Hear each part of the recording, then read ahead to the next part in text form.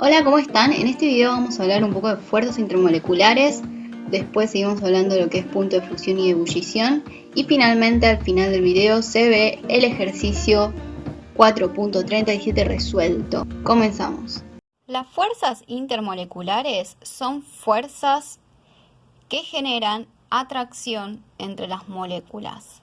Existen tres tipos de fuerzas intermoleculares que se llaman fuerza de London, fuerza dipolo-dipolo y fuerza puente, o también se le puede llamar enlace hidrógeno. Estas tres fuerzas no están siempre presentes entre todas las moléculas, sino que, dependiendo de las características que posean las moléculas, puede ser que estén presentes unas o las otras. Empezamos por las fuerzas de London. Las fuerzas de London es la única que se encuentra presente en todas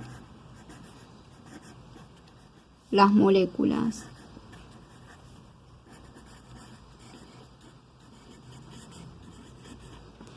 Todas las moléculas, o sea, compuestos enlazados por enlaces covalentes, estamos hablando, todo lo que sales no aplica esto. Todas las moléculas presentan fuerza de London.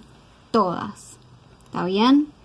Esta fuerza de London se da por deformaciones en la nube electrónica. Si yo tengo dos nubes electrónicas de dos Compuestos moleculares.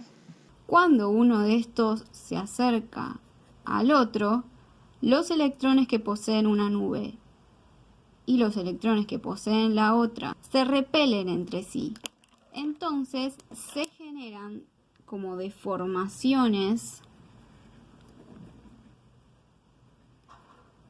transitorias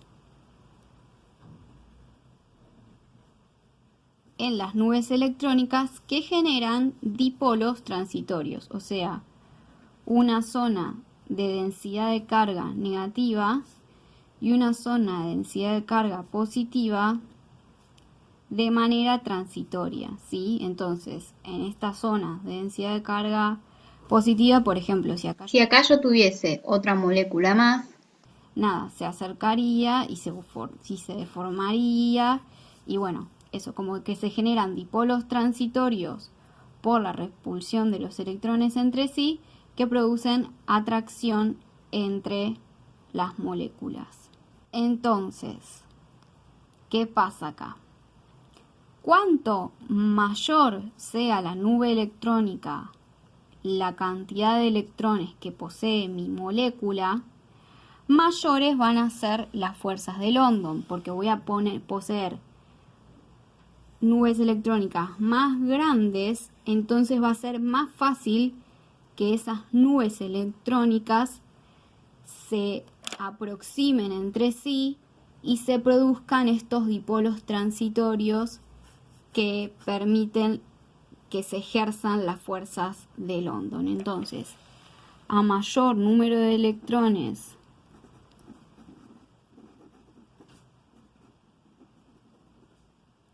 en la molécula, mayor va a ser la fuerza de London.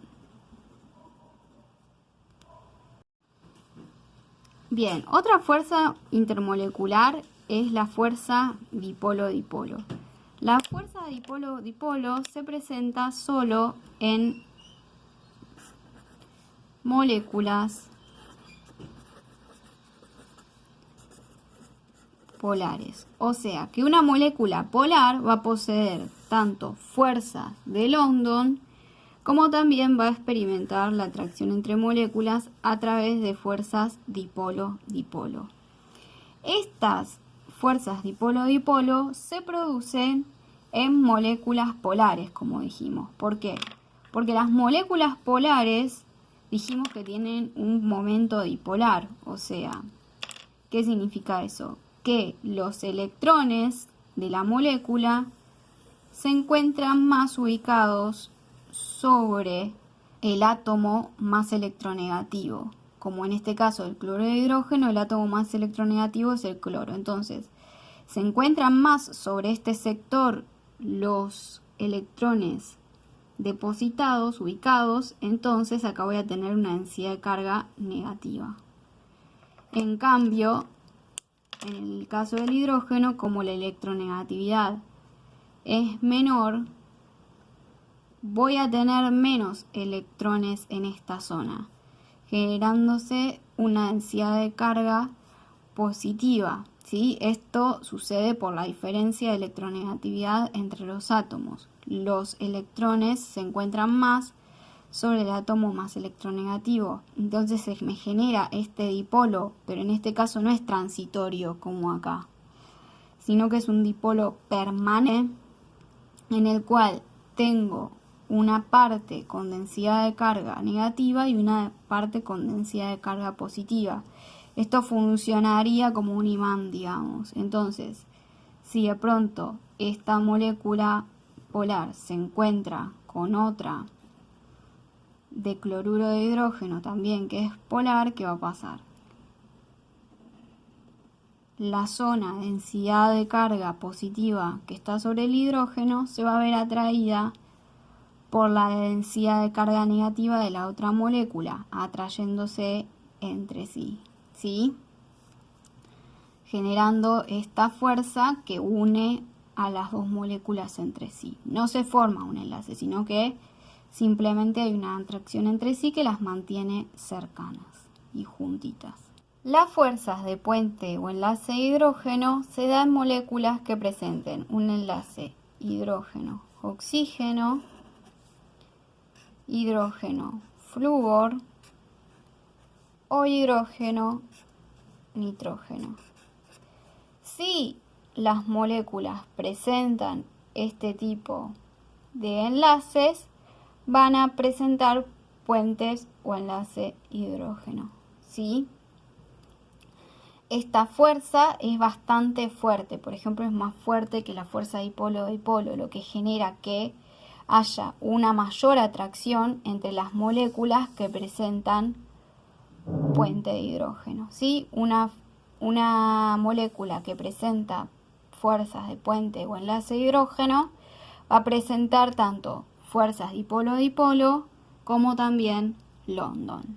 Y esto se relaciona con el punto de fusión y ebullición de las moléculas. Por ejemplo, vamos a analizar lo que pasa con el punto de fusión. Cuando la materia está en estado sólido, el movimiento de las partículas que tiene es bajo, ¿sí? La energía cinética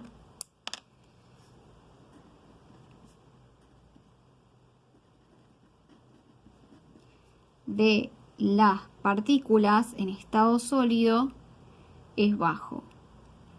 Entonces, es muy fácil que las fuerzas intermoleculares que hay entre las moléculas se vean presentes. Entonces, si yo quiero que esta sustancia que está sólida pase a estado líquido, ¿qué voy a tener que hacer? Y voy a tener que calentarla. Al calentarla, lo que estoy haciendo es incorporando energía, ¿sí? Y para que pase de un estado al otro, lo que tiene que suceder es que se tiene que dar tanta energía que sea suficiente para vencer a las fuerzas intermoleculares que hay entre las moléculas y poder pasar a un estado más desordenado, como puede ser el estado líquido, en el cual las fuerzas intermoleculares entre las moléculas es menor y tiene mayor movimiento las moléculas, tiene mayor energía cinética. Entonces, ¿qué podemos pensar de esto? Cuanto mayores sean las fuerzas que tenemos que vencer para que pase de un estado al otro la sustancia, mayor va a ser el punto de fusión y de ebullición de esa sustancia. O sea, si tengo mayores fuerzas intermoleculares, el punto de fusión y de ebullición va a tener que ser mayor porque para que se genere este traspaso de estado, ¿sí?, voy a tener que aplicar más calor, más energía para vencer esas fuerzas que son más fuertes. Las fuerzas de London normalmente serían las más débiles. Luego, las dipolo-dipolo son más fuertes y por último, las más fuertes de todas son las puentes de hidrógeno, ¿sí? Pero si una molécula posee una nube electrónica muy grande, posee muchos electrones, es probable que esa molécula que es grande, sus fuerzas de London terminen incluso superando a las fuerzas que puedan presentarse en una molécula más pequeña que posea puente de hidrógeno. Entonces, quizás una molécula que es muy grande puede ser que tenga un mayor punto de fusión y de ebullición que una más pequeña que posea puente de hidrógeno. ¿Está bien? Esto hay que tenerlo en cuenta en el momento en que nos piden predecir qué sustancia tendrá un mayor o un menor punto de ebullición o de fusión, ordenar. Entonces ahora vamos a hacer un ejemplo en el que me pide ordenar de menor a mayor el punto de ebullición de las sustancias siguientes. Y tenemos estas 4 sustancias. Lo primero que vamos a hacer es plantear las estructuras de Lewis de estas sustancias. Acá tenemos el átomo central, que es el silicio, que se une con 4 enlaces simples a los hidrógenos porque tiene 4 electrones de valencia. Seguimos con el azufre tiene 6 electrones de valencia y se une a los 2 hidrógenos a través de enlaces simples. El carbono tiene 4 electrones de valencia y se une a los hidrógenos por enlaces simples. Y en este caso, esto es importante, ¿sí? Tenemos el cloruro de litio, ¿sí? ¿Este qué es? Este es un no metal, y este es un metal, ¿sí? Y la diferencia de electronegatividad entre estos dos átomos es alta. Entonces, ¿qué tipo de enlace tengo acá? Tengo enlace iónico. La estructura de Lewis de acá sería algo así: el litio y el cloro. El litio le otorga uno de sus electrones al cloro y el cloro tiene su electrón de valencia al cloro y el cloro tiene 7 electrones de valencia. Este tiene una carga negativa por el electrón que obtuvo y este tiene una carga positiva, ¿sí? Bien, vamos a seguir analizando. ¿Esta molécula es polar o no polar? Es de tipo no polar. Todos los momentos dipolares que posea se van a cancelar entre sí. ¿Esta es polar o no polar? Y como veo que tiene estos 2 pares de electrones libres, vimos en el video de geometría molecular que iba a ser de tipo polar. Este tipo de molécula, que es un átomo central unido a 4 átomos, dijimos también en la teoría de geometría molecular que es de tipo no polar, ¿sí? Y acá tengo esto. Esto no es una molécula, ¿sí? Es una sal. Entonces no puedo decir si es polar o no polar. De hecho, todo lo que vimos de fuerzas intermoleculares a esta estructura, a esta unidad de fórmula, a esta sal, no se le aplica, ¿sí?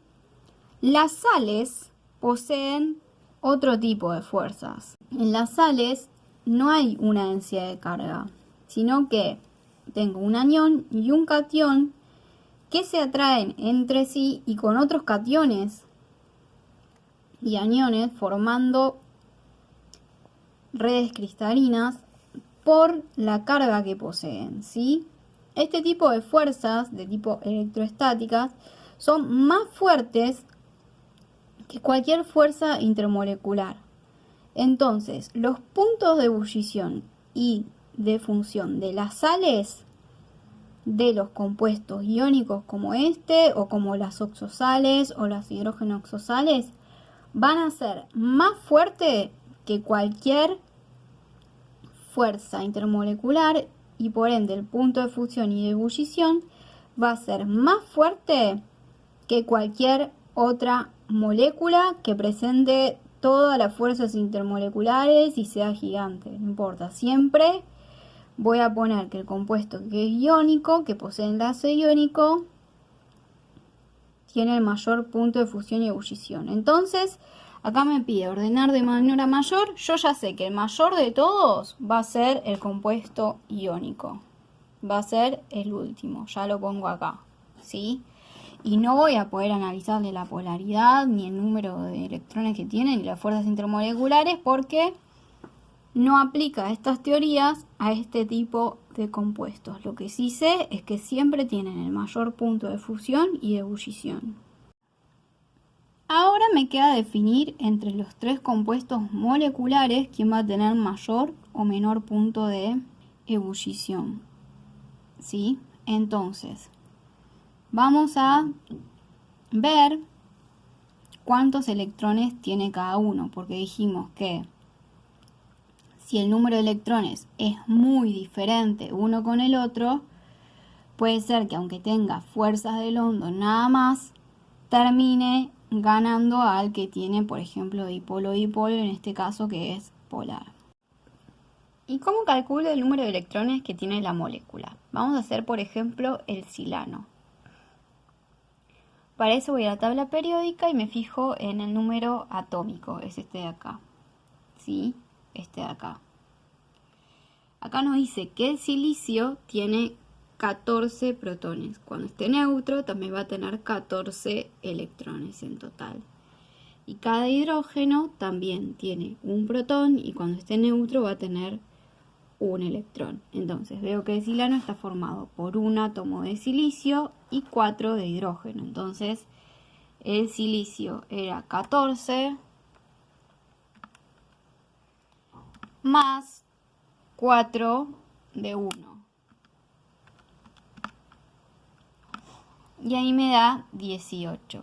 El silano entonces tiene 18 electrones, ¿sí? Y eso mismo con estos tres moléculas se hace. Bien, así hicimos con las otras moléculas y vimos que este compuesto, el sulfuro de hidrógeno, posee 18 electrones y el metano posee 10 electrones. Entonces vamos a ver qué fuerzas intermoleculares tiene. Si es no polar, posee solamente fuerzas de London, ¿sí?